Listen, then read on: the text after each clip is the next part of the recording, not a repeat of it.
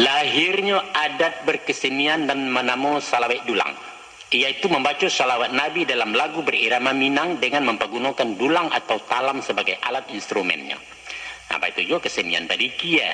Dikia itu berasal dari kata zikir, berzikir atau badikia dalam dialek Minangkabau. Mangga kok indak dikatukan saja adat basan di Quran?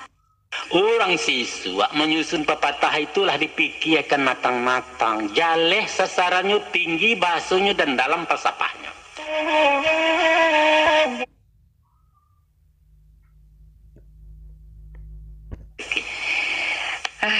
Sabana malu ambo jadinya, Mak. Ambo tata ruang di batu ketek. Dek batu ketek mangkonya mana ruang, aku di batu gadang dalam tuang namun. Tapi kalau orang bijak, tidak mungkin tata ruang 2 kali di karikan nan cako. Aku kata tata ruang 2 di batu lain pula.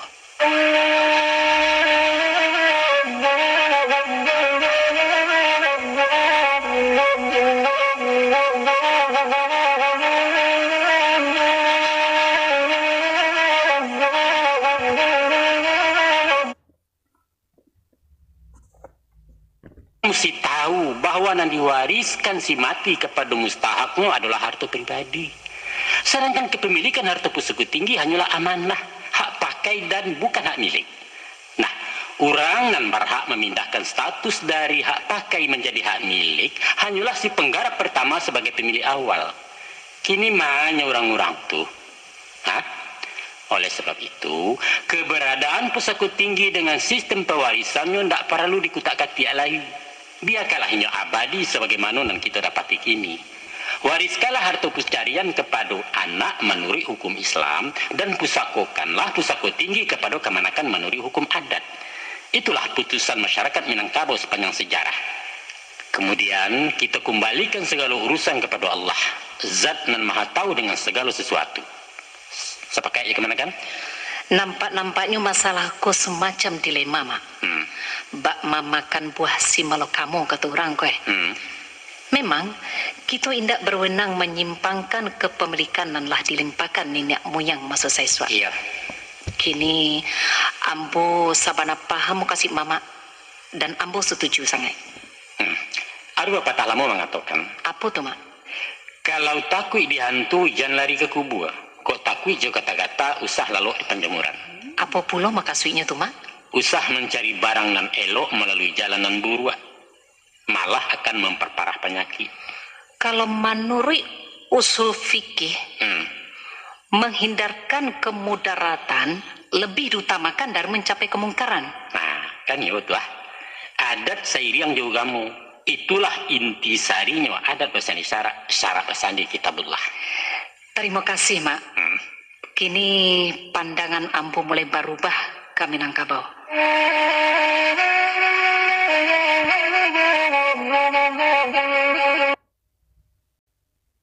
Dimanapun nan buruk pasti ada di antara nan elok, karena Tuhan menciptakan segala dua. Nan perlu hati-hati menerjemahkan pepatah, usah merusak barang elok karena ketidaktahuan awak.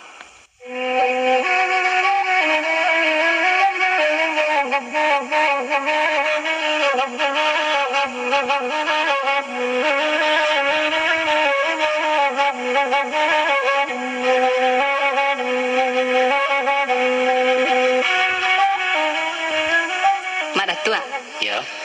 Baapulo dengan pepatah iyo kan diurang, ladukan di awak. Pepatah itu pun banyak diselewengkan orang.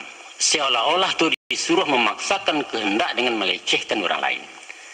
Sebenarnya sikap mayokan dan diurang malalukan dan diawak adalah positif. Batiang kepada situasi yang dihadapi. Dalam hal-hal tertentu mesti dipakai.